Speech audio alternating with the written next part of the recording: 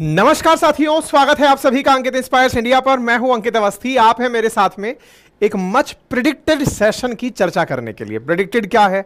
हमने आज से 2 दिन पहले एक सेशन किया था जिसमें यह बताया था कि ईरान के राष्ट्रपति पाकिस्तान की यात्रा पर हैं, जिसका परिणाम कुछ गलत ही निकलेगा।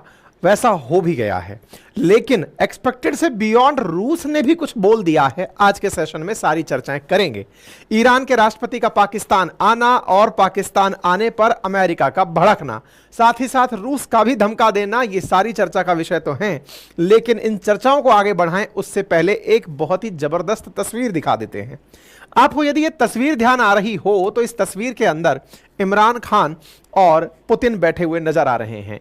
ये जो आइकॉनिक सीन है, ये समय था जिस समय रशिया यूक्रेन वॉर शुरू हो रहा था।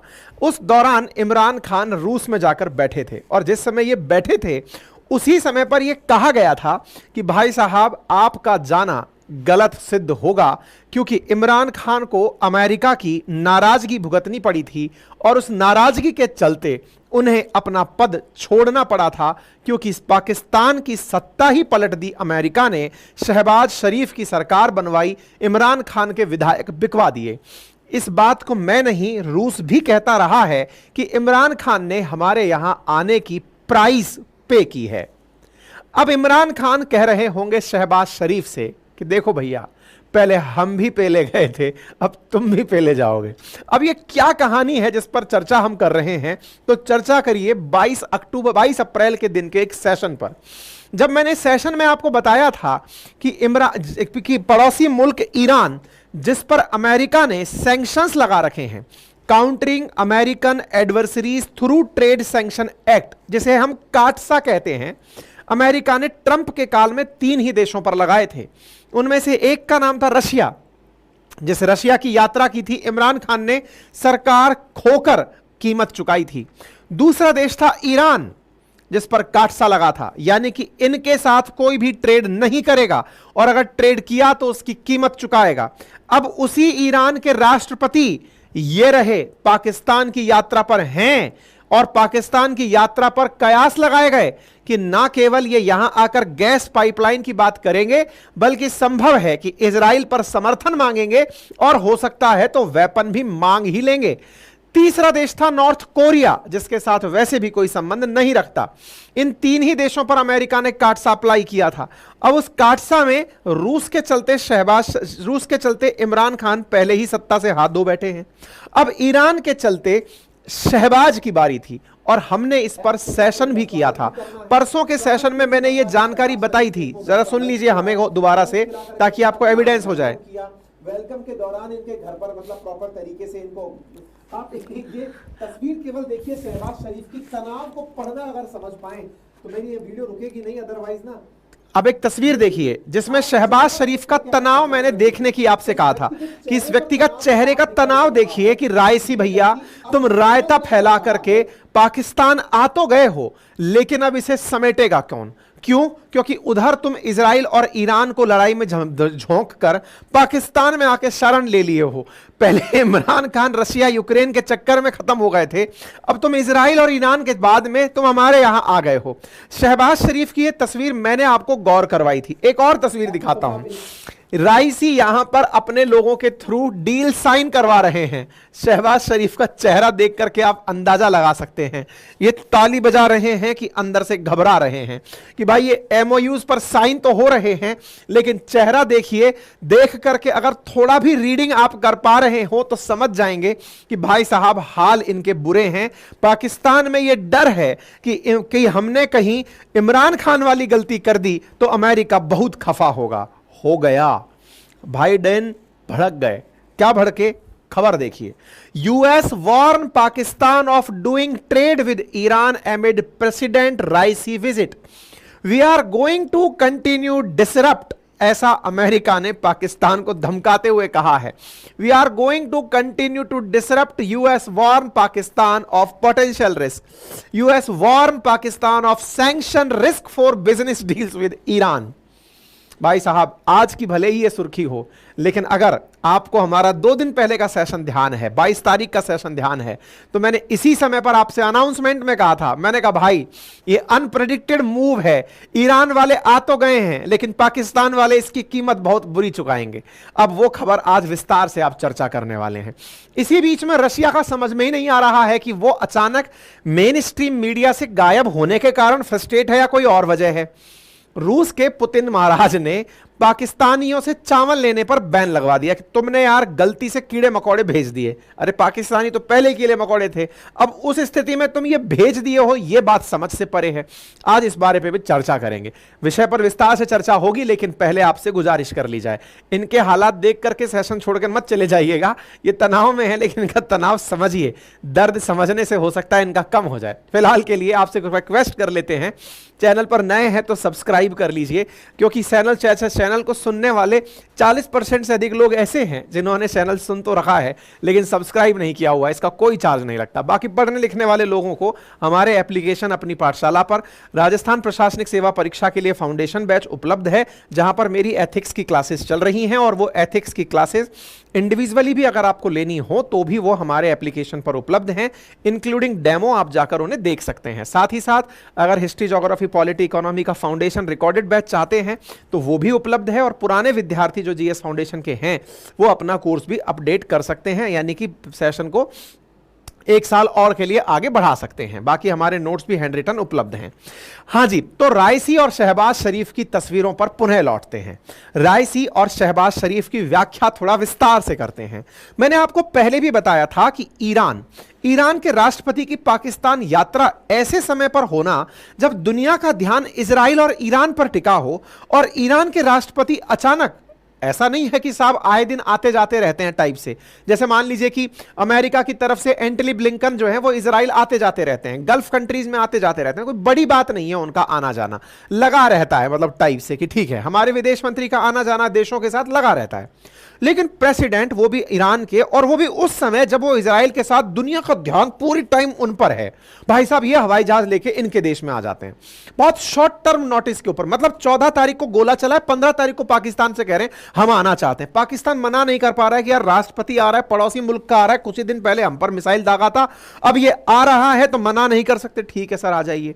भाई साहब ये आ जाते हैं तो आप सोचकर देखिए कि दुनिया ने जो, या कहिए कि वेस्टर्न वर्ल्ड ने जो अभी तक गुस्सा इनसे अपने ऊपर कैरी किया था, ईरान पर नाराजगी चली रही है, इजराइल के साथ जो इनका चल रहा है उसके चलते ईरान पर सैंक्शन खेल रहे हैं सब लोग, और वो सैंक्शन वाला देश भाग करके पाकिस्तान चला आता है कि हम आपके पास मिलने आ रहे हैं। एक आध दिन के लिए नहीं, थोड़ा रेस्ट करेंगे, 3 दिन के लिए वहां आएंगे। ये घबरा गए कि भाई साहब पाकिस्तान पहले ही खस्ता हाल चल रहा है, तुम 3 दिन का हॉलिडे मनाने हमारे यहां आ जा रहे हो। हमें यह समझ नहीं आ रहा है कि गोला बरसाए हो तुम इजराइल में, रेस्ट करने आ रहे हो पाकिस्तान, रेस्ट इन पीस मत हो जाना, क्योंकि इजराइल ना सैटेलाइट से गोले मारता है। लेकिन यह भी दिमाग लगाए थे कि बेटा अगर पाकिस्तान में राइसी को कुछ भी हुआ तब तुम तो न्यूक्लियर स्टेट हो, कल को क्या पता इसी कारण परमाणु बम हमें दे दो कि चलो इजराइल पर फोड़ेंगे। सब कुछ दिमाग लगाकर ये आए। हालांकि पाकिस्तान की टेंशन कम नहीं थी। हमारी ब्रह्मोस ही जब इनके 150 किलोमीटर अंदर घुस के फट गई तो इजराइल वाले तो जो सैटेलाइट से लोगों को मारते हैं, भाई साहब इनका जो ईरान वालों का जो वैज्ञानिक था, जो परमाणु वैज्ञानिक था, उनको फकीरजादे को सैटेलाइट से मरवा दिया गया, ऐसी न्यूज निकल कर आती हैं। तो पाकिस्तानियों को भयंकर टेंशन हो गई। टेंशन का अंदाजा इस बात से लगाओ कि इन्होंने लाहौर और कराची में छुट्टी अनाउंस कर दी कि भाई कोई घर से बाहर नहीं निकलेगा, राइसी जब सड़क पर रहेंगे। यानी कि सोचिए एक देश का राष्ट्राध्यक्ष आया हुआ है, आप ऐसे समझिए कि कोई हमारे देश में आए और हम मुंबई की छुट्टी घोषित कर दें। मुंबई, इनके यहां पर लाहौर और कराची बिल्कुल वैसे ही जैसे दिल्ली मुंबई टाइप की जगह समझिए, या जिनको बहुत ज्यादा जहां इकोनॉमिक एक्टिविटीज होती है, थोड़ी बहुत भी अगर पाकिस्तान में होती है तो वो यही होती है। और ऐसी स्थिति में उन पर आप छुट्टी अनाउंस करा देते हो कि नहीं साहब कोई बाहर नहीं निकलेगा, रायसी सड़क पर रहेंगे, क्या पता कोई मार जाए। भाई साहब आप यहां पर देखें, रायसी पाकिस्तान में रहते हैं, पाकिस्तान में रहते हैं, तो आप सड़कों का हाल देखें, पूरी तरह से सड़कें शांत हैं। यानी कि कुछ मतलब मैं तो कह रहा हूं परिंदा भी पर मारने से पहले घबरा रहा होगा। अब आप देखिए यहां पर रायसी का काफिला निकल रहा है। रायसी के काफिले में इतनी सारी गाड़ियां कि आप कंफ्यूज हो जाएंगे कि रायसी कौन सी गाड़ी में बैठे हैं। इतने सारे काफिले, साथ में एम्बुलेंस, बस, गाड़ियां, पाकिस्तान ने लग रहा है अपनी सारी कारें जितनी भी इनके पास में मतलब बड़े लोगों के काफिले के रूप में लगाए जाने लायक थी, वो सब इन्होंने इस काफिले के अंदर लगा दी। तस्वीरें देखें आप, ये काफिला केवल रायसी का चल रहा है। मतलब आप कंफ्यूज हो जाएंगे कि कौन से कॉन्वॉय के अंदर रायसी जा रहे हैं। साथ में सोचिए कि कहीं सैटेलाइट से कोई ना मार गिराए, तो भाई साहब हवा में हेलीकॉप्टर भी सुरक्षा में लगा हुआ है, ड्रोन भी सुरक्षा में उड़ रहे हैं। मैं हेलीकॉप्टर दिखाता हूं, ये भाई साहब हैं जो पड़ोस यात्रा के दौरान कैमरे से फोटो खींच रहे हैं। हवा में उड़ता हुआ हेलीकॉप्टर भी आपको दिख जाएगा, देखिए वो रहा। काफिले के ऊपर ऊपर हेलीकॉप्टर उड़ रहा है कि इनके ऊपर कोई गोला ना मार दे। चलिए साहब कोई बात नहीं। एक और तस्वीर देखिए, पाकिस्तान वालों ने इन्हें प्रोटेक्शन इस तरह से दी कि अगर गलती से कुछ भी हो गया तो पाकिस्तान का कंगाली में आटा गीला हो जाएगा और खामा किसी और की बला किसी और के सिर आ गिरेगी। कहीं ऐसा ना हो कि पाकिस्तान के ऊपर इजरायली संकट आकर मंडराने लगे। खैर कोई बात नहीं, पाकिस्तान ने इन्हें पूरा सम्मान दिया। जिन सड़कों पर इन्हें चलाया उन्हीं सड़कों को इनके नाम कर दिया। बेचा नहीं है, फिलहाल के लिए नाम किया है। क्यों? पाकिस्तान में यह कल्चर है। क्या कल्चर है? जब भी कोई बहुत बड़ा आदमी इनके यहां आता है उसके नाम पर यह अपनी सड़कें कर देते हैं। हालांकि जब कर्ज में रहते हैं तो अपने पार्क भी बेच देते हैं, यह सच है। इन्होंने अपने पार्क भी लीज पर दे दिए कि साहब ले लो, हमको ये गिरवी मान करके पैसा दे दो। इमरान खान ने खूब किया है, गाय भैंस तक बेच देते हैं ये लोग, गधे बेच देते हैं।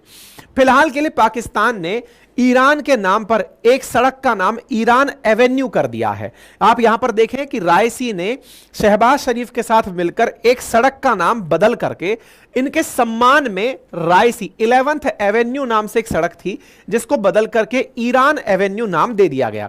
क्या ये रायसी को ही नसीब प्राप्त हुआ है? नहीं, इनके यहां पर ये परिपाटी है, सड़क बनाते हैं उसका नाम दे देते हैं। जैसे अपने यहां पर जीटी रोड टाइप से एक रोड चला करती है पहले से, अपने यहां पर एक्सप्रेस हाईवेज चलते हैं। इस प्रकार से इनके यहां पर, जैसे उदाहरण के लिए देखिए, सऊदी के किंग आए थे शाह फैजल, उनके नाम पर। ऐसे ही अतातुर्क एवेन्यू टर्किश हीरो के नाम पर। इसी प्रकार से चाइनीज लीडर जाओ एनलाई के नाम पर, इजिप्शियन प्रेसिडेंट्स गैमेल अब्देल के नाम, नसीर के नाम पर। ऐसे इन्होंने कई रोड्स पहले से ही लोगों के नाम पर की हुई हैं, तो इनके नाम भी कर दी। ये आदमी 3 दिन तक रायसी साहब यहां थे। आज जब अपन सेशन कर रहे हैं तभी ये थोड़ी देर पहले पाकिस्तान से निकल कर गए हैं। अब ये चेहरे पर जो मुस्कान है ये इस बात की है कि थैंक गॉड तुम सुरक्षित यहां से जा रहे हो। टेंशन दुनिया में करके हमारे पास चले आए थे, कहीं और दिक्कत हो ना हो, हमारे साथ अगर दिक्कत हो गई तो हम फंस जाएंगे, बुरे फंस जाएंगे। मतलब जबरदस्ती युद्ध हमारे घर में चला आएगा, भैया तुम सुरक्षित घर जाओ। तो रायसी साहब अब चले गए हैं, ठीक है। बकायदा इन लोगों ने बैठकर एग्रीमेंट खेला, बीच में कुछ एमओयू वगैरह साइन हुए, डिसाइड हुआ कि हम लोग $10 बिलियन का ट्रेड करेंगे। बस यही लाइन जो है ना वो पाकिस्तान के लिए घातक सिद्ध हो गई। मैंने आपको शुरुआत में भी बताया, अगर कोई ईरान से ट्रेड करता है तो ईरान से ट्रेड करने की कीमत है ट्रेड एग्रीमेंट पर लगा बैन। अमेरिका ने ईरान से ट्रेड पर काट सा लगा रखा है। मैंने पहले भी बोला, countering American adversaries through trade sanction. कोई ट्रेड नहीं करेगा। इन्होंने ईरान से ट्रेड करने की कसमें खा ली। $10 बिलियन का ट्रेड करेंगे, व्यापार करेंगे। कुछ सामान हम आपको बेचेंगे, कुछ हम आपको बेचेंगे, आपस में एक दूसरे के साथ में आदान प्रदान करेंगे। जो $2 बिलियन का एक दूसरे के साथ अभी व्यापार हो रहा है, इसे बढ़ाकर $10 बिलियन तक लेके जाएंगे। 5 गुना हम व्यापार को बढ़ाएंगे।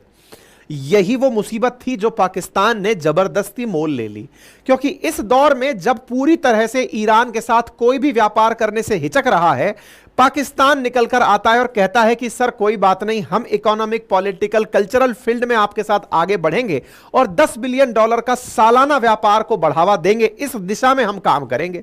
यह लाइन बोलते ही अमेरिका को भड़कना तय था। आप देखें, इन्होंने अपनी तरफ से प्रॉपर तरीके से कहा हम व्यापार करेंगे, जल्दी ही FTA लेकर आएंगे, बायलैटरल पॉलिटिकल कंसल्टेशन करेंगे, जॉइंट बिजनेस ट्रेड कमेटी का गठन करेंगे और आपस में हर साल मिलेंगे। इस प्रकार की अच्छी अच्छी गुड़ी गुड़ी सी बातें इन्होंने कर ली।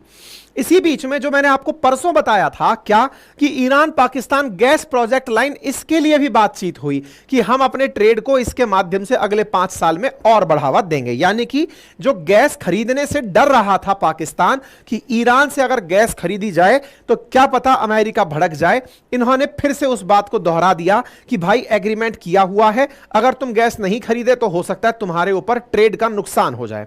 कोई बात नहीं, सब सारी बातें हो जाती हैं। यहां पर रायसी साहब पाकिस्तान को मंच के रूप में उपयोग में लेते हुए एक बड़ा स्ट्रैटेजिक मूव खेल जाते हैं। और क्या कह जाते हैं, यहां से अनाउंस करते हैं कि हम ईरान की तरफ से पाकिस्तान की सरजमी पर खड़े होकर इजराइल को एक मैसेज देते हैं कि अगर किसी भी प्रकार से जियोनिस्ट रिजीम ने, जियोनिस्ट बोले तो इजराइल को, ये इजराइल नाम ही नहीं लेते, उसको जियोनिस्ट कहते हैं, जियोनिस्ट स्टेट कहते हैं, अगर कोई भी उन्होंने ईरान के खिलाफ फुलिश एक्टिविटी यानी कि बेवकूफी भरा कदम उठाया तो इस धरती पर कोई भी जियोनिस्ट स्टेट नहीं बचेगा। ईरान ने पाकिस्तान की सरजमी पर खड़े होकर यह अनाउंसमेंट करते हुए एक प्रकार से बिना कहे पाकिस्तान का समर्थन प्राप्त कर लिया। मतलब यह कहा जा सकता है कि अब इजराइल बैठ करके यही सोच रहा होगा कि भाई अभी तक हमारी दुश्मनी पाकिस्तान ईरान के साथ ही थी, तुम खामखा हमारे साथ लपेटे में आ गए, अब चने के साथ घुन भी पिसेगा और तुम्हारा तो चूर्ण बनना तय है। मतलब अब स्थिति यह है कि रायसी ने मंच का उपयोग पाकिस्तान का कर लिया। पाकिस्तान भी इजराइल की खिलाफत करता है लेकिन कभी भी आतंक को इजराइल में बढ़ावा नहीं दिया।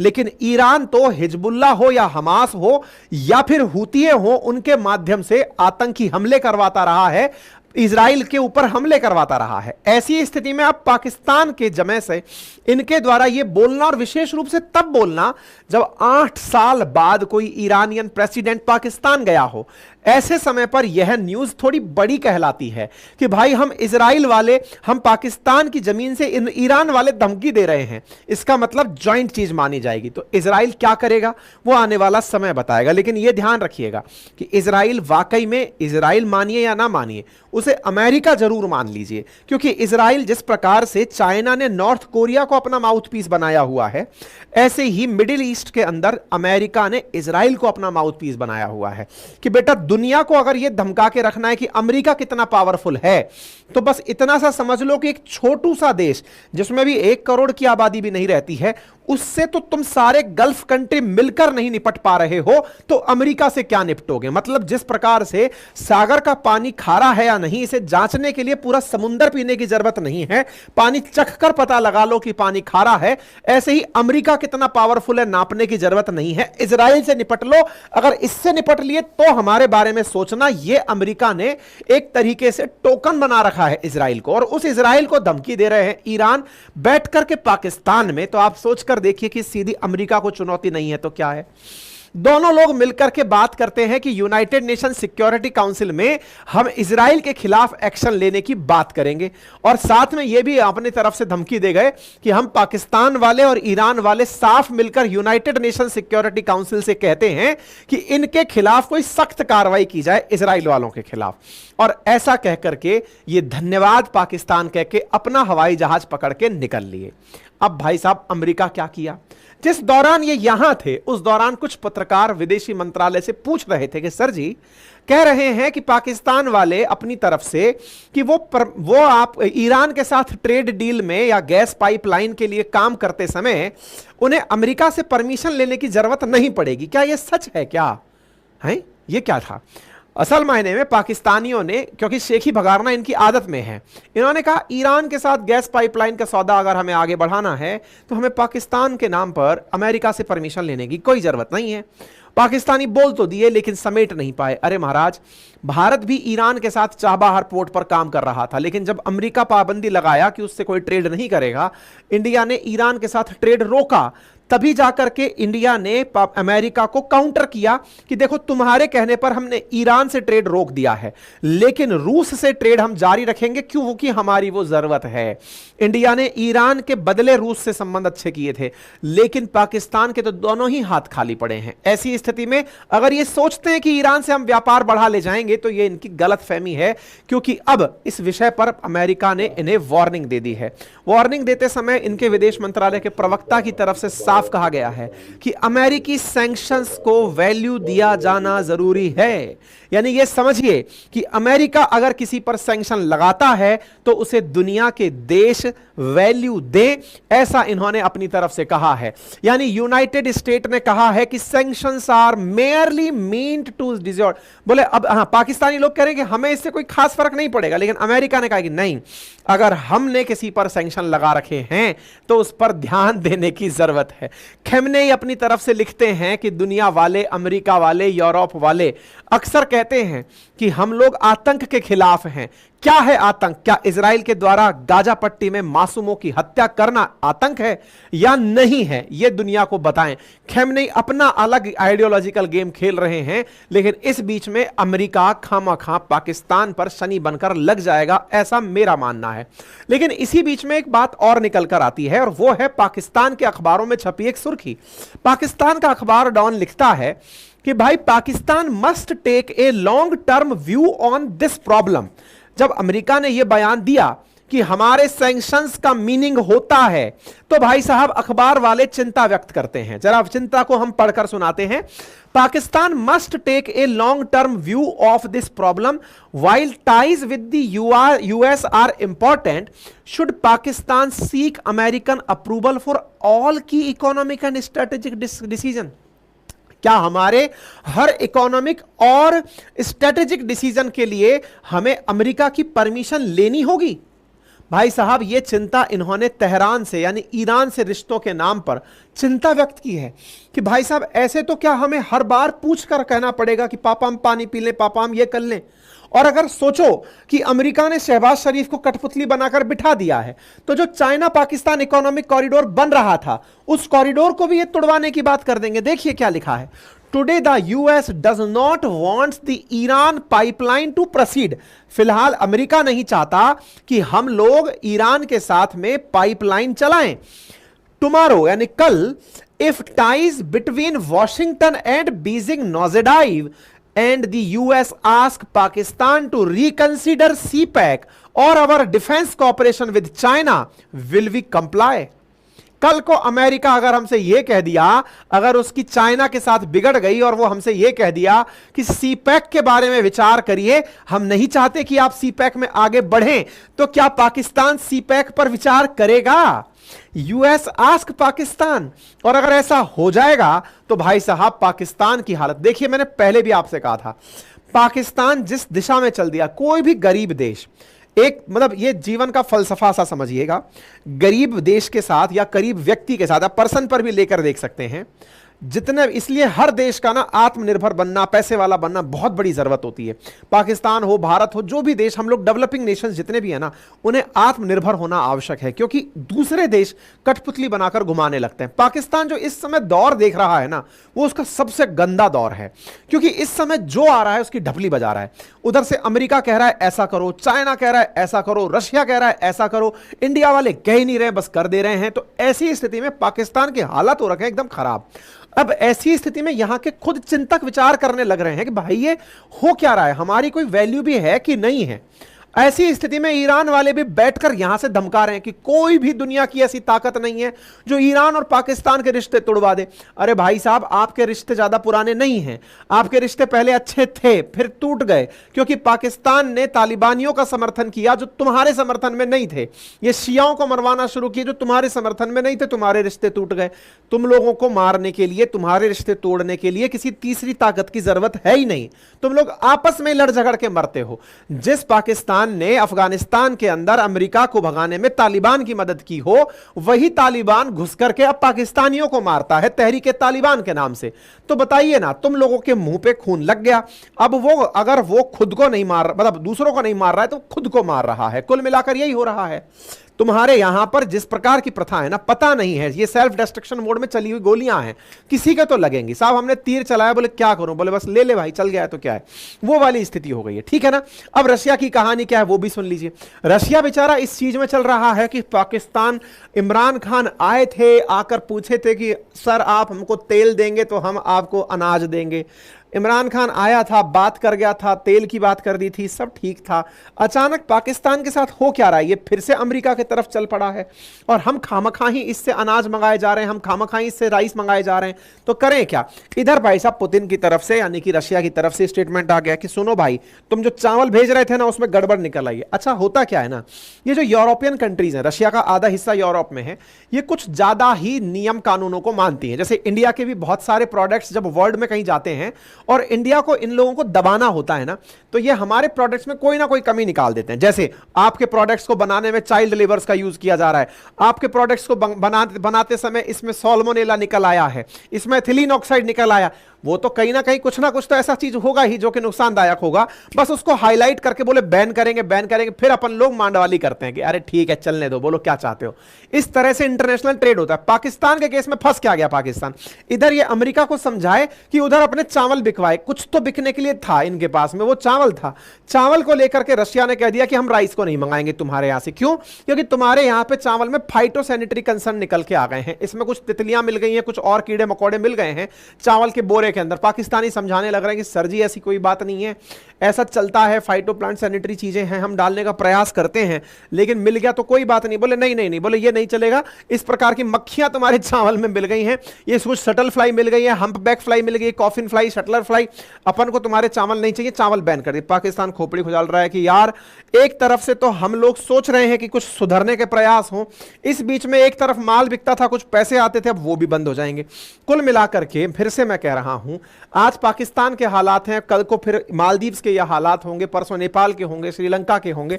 इंडिया इस दौर से निकल के बाहर आ चुका है, क्योंकि एक दौर हमने भी ऐसा देखा है। 1971 से लेकर के 1991 तक का दौर, हमने ऐसा दौर देखा है जो आज पाकिस्तान देख रहा है। फिर हमने अपने देश में एलपीजी जब रिफॉर्म्स किए, नरसिम्हा राव सरकार में, मनमोहन सिंह जी के गाइडेंस में जब ये काम किया गया था, तब जाकर के देश ने अपनी ग्रोथ रेट पकड़ी।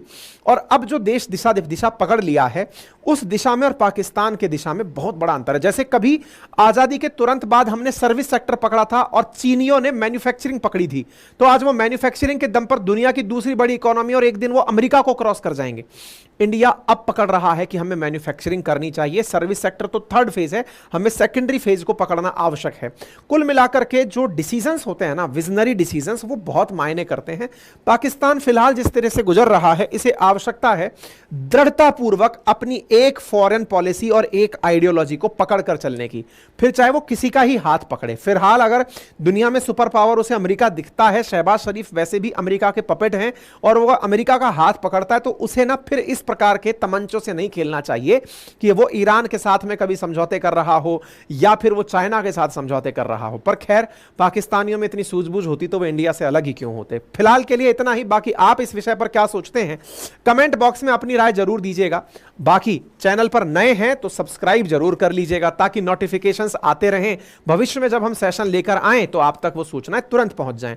40% से अधिक व्यूअर हमारे ऐसे हैं जो सुन तो रहे हैं हमें, लेकिन चैनल पर एक सब्सक्राइब का बटन दबाने में कंजूसी कर जाते हैं।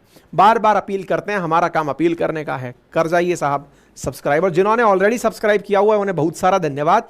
अन्य साथियों से उसे साझा कर दें ताकि हमारा चैनल, हमारी जो रीच है वो औरों तक पहुंचे। ठीक है साहब। बाकी पढ़ने लिखने वाले विद्यार्थियों के लिए हमने अपना एप्लीकेशन अपनी पाठशाला लिंक में पिन कर दिया है, कमेंट में डाल दिया है, डिस्क्रिप्शन में डाल दिया है, वहां जाइए, बढ़िया हमारी डेमो क्लासेस देखिए, एथिक्स की डेमो क्लासेस भी उपलब्ध हैं, उन्हें देखिए, रिकॉर्डेड बैचेस की भी डेमो उपलब्ध, जो समझ में आए वो ले लीजिए, नहीं तो बाकी अपनी तरफ से दुआएं देते रहिए। फिलहाल